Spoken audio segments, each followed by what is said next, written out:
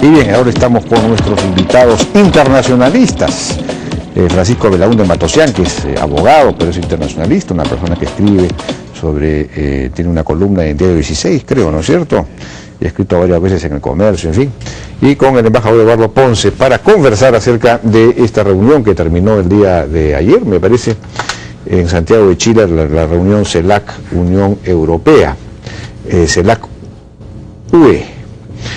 Buenas noches, ¿cómo están? ¿Cómo les va? ¿Qué tal? ¿Qué tal, Jaime? Buenas noches. Bueno, por supuesto, para ir de frente al grano, la discusión que se ha planteado acá es cómo es posible que el CELAC que tiene, que es la comisión, es exactamente qué significa CELAC.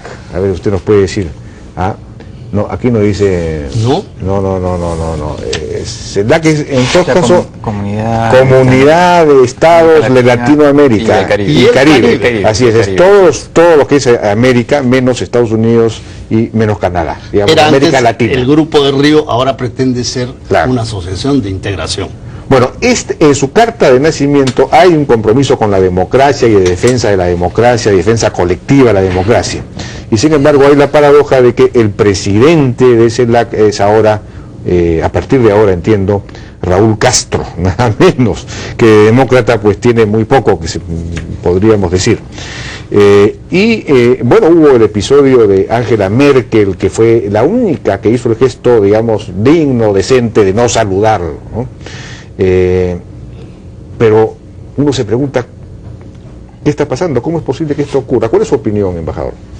Bueno, mi opinión es que si los europeos observan que los latinoamericanos son los primeros en no honrar sus compromisos, pueden jugar también al cinismo que tanto se da en las relaciones internacionales y desgraciadamente aceptar esto como un fait accompli. Después de todo, la presidencia, así llamada, entre comillas, es una coordinación y está manejada por una troika que consiste en el presidente saliente y el que va a entrar después. De tal manera que nuestro amigo Castro, amigo entre comillas, estará bien acompañado por el presidente Piñera y por la presidenta de Costa Rica, ¿no? Que no se caracterizan precisamente por sus aficiones. En la reunión no hubo ninguna, digamos, exhortación a Cuba a que dé un paso democrático, que abra su sistema. Ninguna, y eso me parece una vergüenza. Ahora, hoy día el presidente Humala ha defendido la participación, la designación de Raúl Castro como presidente de la CELAC. Ha dicho, creo que es importante la consolidación. ¿Ha defendido? Sí. Creo que es importante la consolidación de la CELAC, y nosotros, bueno, eso es una afirmación, y nosotros tenemos una posición que compartimos en la Unión de Naciones Sudamericanas, UNASUR, y en todo el bloque latinoamericano de la no exclusión de Cuba. Luego dice que no comparte el editorial del Comercio, de hoy del Comercio, que se pronuncia sobre esto. En realidad es una de pregunta que no comparte el editorial del Comercio, donde se cuestiona pues el nombramiento de Castro, un poco lo que yo me he dicho al comienzo de esta conversación. Dice, la posición histórica de América Latina es más bien en contra del bloqueo a Cuba, por lo tanto creemos que tiene todo el derecho de asumir esa presidencia. Bueno, una cosa es el bloqueo a Cuba, a mí me parece que es un error el bloqueo a Cuba, y otra cosa es que se le permita la participación y además la presidencia de un organismo que defiende la democracia. ¿Cuál es ¿Qué le respondería al presidente Humala? Un poco lo que pasa es que hay dos cosas acá, ¿no? Primero que ahí está lo que quieren los países latinoamericanos es ya no excluir a Cuba, entonces hay una voluntad de integración, si se quiere. Pero claro, ¿qué es lo que sucede? Que se crea este organismo, digamos, el marco es este organismo que entre otras cosas busca la defensa de la democracia, ¿no? Entonces ahí es un absurdo, ¿no? Porque yo sí entiendo perfectamente que además todos los países de América Latina mantienen relaciones con Cuba y efectivamente tienen esta posición de rechazo al bloqueo, en fin, y hay una voluntad, digamos, esta cosa política de integración. Eso no tiene, de mi punto de vista, ningún tipo de objeción. Lo que pasa es que el marco, esta cosa que se ha creado, efectivamente, es una broma de mal gusto que quien la presida ahora, pero es por el propio mecanismo que se ha creado, ¿no? Sea, digamos, un dictador. Entonces, Lo que dice Ollanta Humala, bueno, pues no puede decir otra cosa, pues ¿qué más va a decir? Él es presidente del Perú, forma parte del CELAC, en realidad es casi como una trampa, si se quiere, una trampa entre comillas, claro, institucional, porque claro, si admiten a Cuba, bueno pues tal vez lo que no debieron haber hecho cuando se constituyó el CELAC, es decir, que entre las cosas que perseguía la CELAC es la promoción de la democracia, porque y la defensa, más, creo que es más que eso, incluso la defensa porque tiene una cláusula democrática, entonces la defensa colectiva, es decir, cuando hay un efectivamente, o sea, en realidad casi por nacimiento Cuba debería estar excluido o sancionado, ¿no? Por el propio acto de nacimiento Cuba de la debería CELAC. haber tenido la elegancia de abstenerse, me parece, ¿no? Bueno, me parece, bueno, ¿no? claro. Y además, esto de olvidarse completamente del pueblo de Cuba, se supone que la democracia algo debe tener con el pueblo, por lo menos lo tiene con el principio de la autodeterminación, y a los cubanos no se les puede negar, ¿no?, el derecho a la autodeterminación. No, claro. Los únicos que tienen derecho a la autodeterminación en Cuba son los hermanos Castro. Claro. No, así es. No, en realidad eso, No, lo pues, que pasa es que es real todo político. tiene límites. No, lógicamente, Todo pero tiene. es real político. O sea, finalmente el tema de la democracia queda como en el fondo una declaración lírica, y más allá de eso es el tema político que manda, y bueno, y Cuba ahora tiene un protagonismo que hacía tiempo no tenía, ¿no? Bueno, es como Venezuela en el UNASUR. El UNASUR tiene esa misma cláusula, ¿no? Una cláusula parecida. Exactamente, Y, claro. y sin embargo tolera, No. La tiene el protocolo de Georgetown, que es justamente para aprobar la cláusula democrática, pero no está en vigor. O sea, Paraguay fue excluido de UNASUR ilegalmente, aludiendo al tratado constitutivo, que no hace absolutamente mención alguna sobre ningún tipo de sanción, ni incluye la cláusula democrática. Tampoco la expulsión del Paraguay del Mercosur. El Mercosur ha excluido al Paraguay de manera totalmente ilegal, y esto va a dar lugar a un lío de grandes proporciones en 2 meses, cuando el Paraguay, haga sus elecciones. O sea que en UNASUR no hay cláusula democrática. La hay, pero no está vigente. ¿Por qué? Porque no la han ratificado la mayoría de los países, la mayoría que requiere el propio instrumento que aprueba la cláusula democrática. No está en vigor. Sí, pero bueno, ahí hay un tema de interpretación, efectivamente, porque consideran que, claro, no ha entrado formalmente, efectivamente, de acuerdo. No es que esté, digamos, apoyando esa tesis, lo que quiero decir es que hay un tema de interpretación, en fin, no conozco los detalles en este momento, pero claro, efectivamente no ha entrado en vigencia, pero se ha considerado que por el texto de constitutivo de UNASUR, por algún tipo de... No te acuerdo, es decir, no. Bueno, en fin, no, pero no, de acuerdo, pero lo que estoy diciendo, eso es lo que se ha dicho, porque ese tema se ha tocado, no es un tema que ha quedado, que ha pasado, el tema se ha tocado y eso se ha dicho que había... Las decisiones en organismos internacionales no se toman de esa manera. Bueno, por lo visto sí. Sí, y por eso es que son ilegales. Bueno, tenemos que ir a una pausa y regresamos.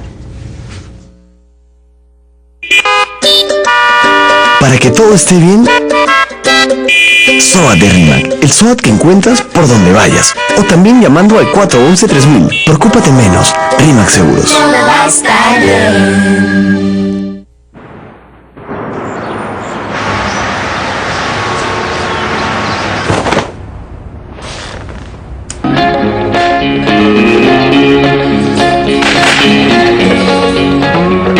Tu tele HD, sin un deco HD, es cualquier cosa menos una tele HD.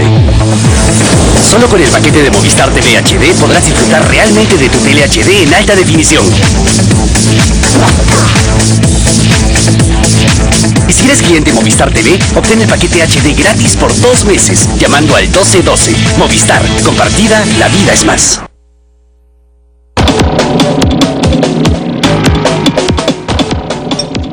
Bueno, este es un problema general, porque en la OEA, donde sí están, ¿no es cierto?, Estados Unidos y Canadá, también hay una cláusula democrática, que además fue propuesta por el Perú, ¿no es cierto?, el año 2001. Bastante más que una cláusula democrática, es la Carta Democrática. La Carta Democrática, ¿no es cierto?, que también contiene sanciones. Bueno, es todo el instrumento jurídico, todo el tratado está referido a la democracia y a su defensa, y obliga a todos los estados que lo suscribieron y que lo aceptaron. Y esto tampoco se aplica pues en el caso de, Cuba no está en la OEA, No está en la OEA. pero Venezuela sí, y no se aplica el caso de Venezuela. Evidentemente. Digamos que, claro, ahí la OEA se ha puesto de perfil, digamos, ¿no? Bueno, si tú quieres que no se te apliquen cláusulas rigurosas sobre democracia, sobre libre comercio, etcétera, etcétera, lo único que tienes que hacer es convocar una asamblea constituyente, cambiar tu constitución y convertirte en una autocracia, disfrazarte de democracia, ¿no?, con elecciones sucesivas y hacer que todo el mundo te tema, porque en este caso tienes petróleo. Bueno, pero Sí, pues. así como pasa con la OEA, pasa en las Naciones Unidas. O sea, es decir, por ejemplo, un caso, Israel viola las resoluciones de las Naciones Unidas con respecto a Palestina. Normalmente debería ser Israel sancionado, normalmente, pero claro, no lo va a hacer. ¿Por qué? Porque está Estados Unidos, que en todo caso tiene poder de veto. Entonces, finalmente, estas organizaciones internacionales priman mucho más la política que los principios. Lamentablemente es así. Y lo que pasa con la OEA es exactamente lo mismo. No se dice nada, no se le dice nada prácticamente a Venezuela después de este episodio constitucional, en fin, en relación con la enfermedad de Chávez. Bueno, pues es política. Pero en el lamentablemente es así. En el caso de Palestina con Israel no hay forma de hacer una similitud de ninguna manera, porque en primer lugar porque estamos hablando del Consejo de Seguridad de Naciones Unidas, y en segundo lugar porque los derechos en juego son territoriales y son absolutamente diferentes. Pero ¿no? derecho, y además, publicidad, porque publicidad. no, porque en Naciones Unidas lo que ha dictado aquí es la gran mayoría, ¿no?, la gran mayoría del tercer mundo y del no alineamiento, manejada justamente por qué tipo de países. No, perdón, las resoluciones del Consejo de Seguridad son hechas y tienen, digamos, ahí son países más las 5 potencias, o sea, Estados Unidos, al haber estado de acuerdo, habría vetado esa resolución. Evidentemente. Ahí está hablando de la asamblea, es otra Así cosa. como la Pero es el China veta las resoluciones sobre de las Naciones Siria. Unidas son del Consejo de Seguridad. Y muchas de la Asamblea. Bueno, yo quería brevemente, antes de terminar esta conversación, que ya nos acercamos al final, un breve comentario sobre el desencuentro entre Evo Morales y Sebastián Piñera, que tenemos un video de 5 minutos, desgraciadamente no lo podemos pasar, pero realmente la cosa tuvo varios episodios, varios capítulos, al final incluso Piñera dijo, oiga, no venga usted a fatigar estos foros con su pedido, claro. En fin, las cosas llegaron a ciertos niveles. ¿Cuál es su opinión rápidamente, embajador, sobre esto? Bueno, Evo Morales está haciendo política con esto porque durante sus primeros años de gobierno todo el mundo debe recordar que sus relaciones con Chile eran maravillosas y que nunca se tocaba en absoluto el problema del mar para Bolivia. Ahora, por razones, tengo que suponer, internas, y porque teme que de alguna manera el litigio en La Haya tenga una incidencia en la posición y la aspiración de Bolivia, han variado totalmente y ahora insisten y vuelven a insistir en estos foros, pero en esta oportunidad la insistencia boliviana hizo una especie de comparación, ¿no?, y vinculó la presencia de Chile en esos territorios que fueron bolivianos antes, con algún problema colonial, porque su frase vino en el contexto del colonialismo expresado en la posesión de las Islas Malvinas o las Falkland, ¿no? Bueno, pero Evo Morales incluso mencionó que había jugado fútbol con los mapuches, como decir, se puso de lado los mapuches que están enfrentados a los estados. Hay una mezcla efectivamente de esta cosa ideológica de Evo Morales, pero no olvidemos, en medio de todo, desde el año 78 Chile y Bolivia no tienen relaciones a nivel de embajadores. O sea, es un tema, es una espina para Chile. Esto es un tema muy serio. O sea, yo creo que los chilenos, este es un tema que va a estar ahí, porque claro, Evo Morales es particularmente agresivo, pero como digo, ya han habido incidentes antes. Entonces es una espina, o sea, yo de alguna forma es una especie como que el fantasma en la guerra, en medio de todo, está ahí encima de Chile. Sí, pues. Es la verdad. No se resuelve. No se resuelve, es así. O sea, ellos, claro, se trata de dejar todo esto atrás, pero la realidad es la realidad. Y los bolivianos quieren regresar al mar, bueno, pues Así que bueno, no sé qué va a pasar. Los chilenos no sé cómo van a poder No va a resolver pasar ese tema. absolutamente Los nada, chilenos no ha no. pasado nada entre miles de países que tienen estoy y han tan tenido a seguro. lo largo de la historia esta situación. Bien, ya nos ha ganado tiempo. Lamentablemente hubiéramos querido seguir conversando con Francisco Belaunde y con Eduardo Ponce, pero ya nos ha ganado tiempo. Muchas gracias por su presencia. Vamos a una pausa y regresamos.